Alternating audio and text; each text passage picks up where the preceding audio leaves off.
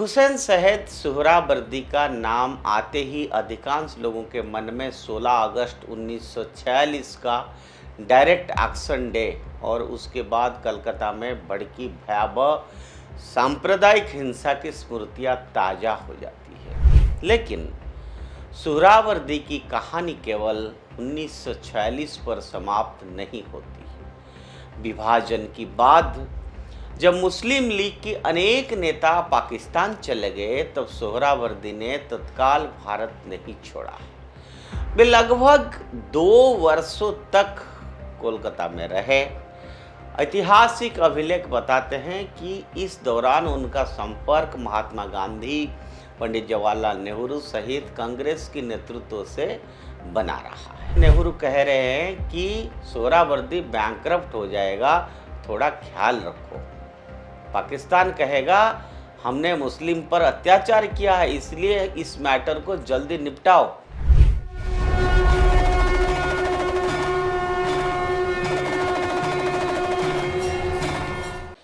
नमस्कार मित्रों, उदय India digital में आप सबका बहुत बहुत स्वागत है। मैं हूं दीपक कुमार रथ। मित्रों, आज भारतीयता का शंखनाद में एक अच्छा विषय कोलकाता का, पश्चिम बंगाल का आपके सामने रखूं।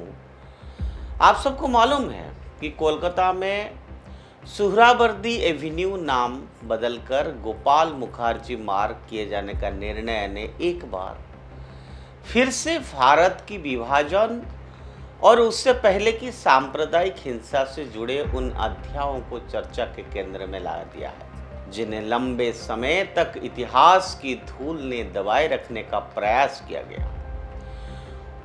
हुसैन सैयद सुहरावर्दी का नाम आते ही अधिकांश लोगों के मन में 16 अगस्त 1946 का डायरेक्ट एक्शन डे और उसके बाद कलकत्ता में भड़की भयावह सांप्रदायिक हिंसा की स्मृतियां ताज़ा हो जाती है। बंगाल के तत्कालीन प्रधानमंत्री के रूप में उनकी भूमिका को लेकर दशकों से विवाद रहा है और अनेक इतिहासकारों ने प्रशासनिक विफलता से लेकर राजनीतिक संरक्षण तक के गंभीर प्रश्न उठाए हैं। लेकिन सुहरावर्दी की कहानी केवल 1946 पर समाप्त नहीं होती।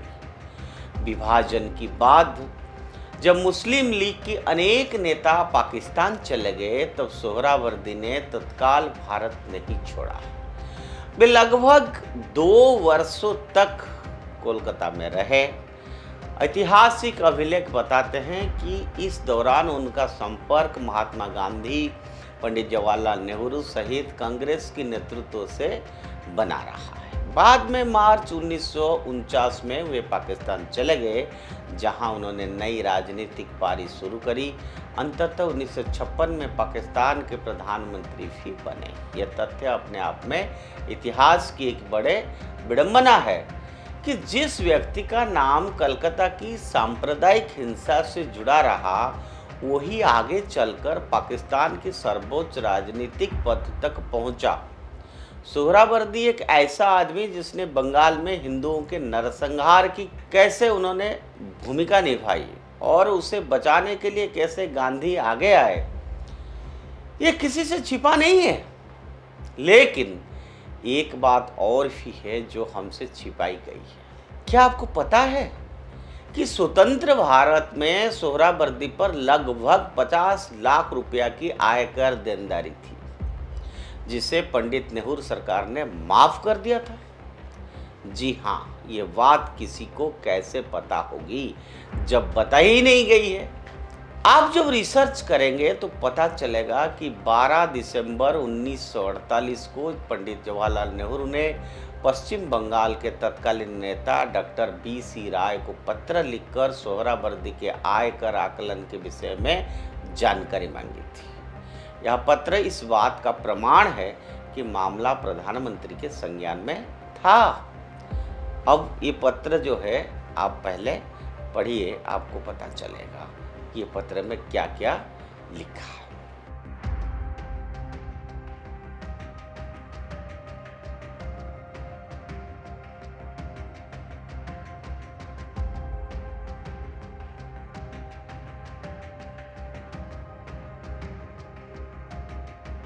और ये पत्र साफ साफ इंडिकेट करता है कि नेहरू ने व्यक्तिगत हस्तक्षेप करके कर देनदारी समाप्त करवाया देने की इच्छा जताई थी। और उस दौर में तो नेहरू का कमांड मतलब भगवान का कमांड था। कितनी सफाई से नेहरू कह रहे हैं कि सोहरावर्दी बैंकरप्ट हो जाएगा, थोड़ा ख्याल रखो। पाकिस्तान कहेगा हमने मुस्लिम पर अत्याचार किया है, इसलिए इस मैटर को जल्दी निपटाओ। मतलब हद है अपने देश की देनदारी, लेकिन डर पाकिस्तान के रिएक्शन का है। और यही डर हमें पीछे 75 साल से कांग्रेस दिखाती आई है। फिर भी प्रश्न पूरी तरह से यहीं समाप्त नहीं हो जाता है। यदि किसी ऐसे व्यक्ति के वित्तीय मामले में प्रधानमंत्री स्तर पर रुचि दिखाई गई है जिसकी सार्वजनिक छवि पहले से विवादों में घिरी हुई थी, तो स्वाभाविक रूप से बवाल उठेंगे।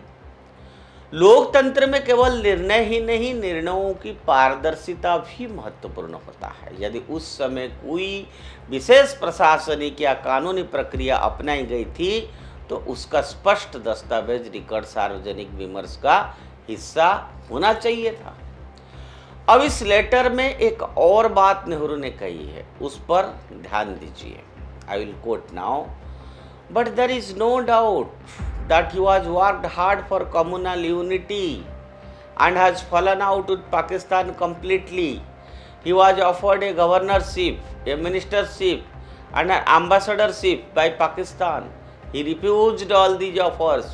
He is an alien in Pakistan and hardly a citizen in India. Unquote.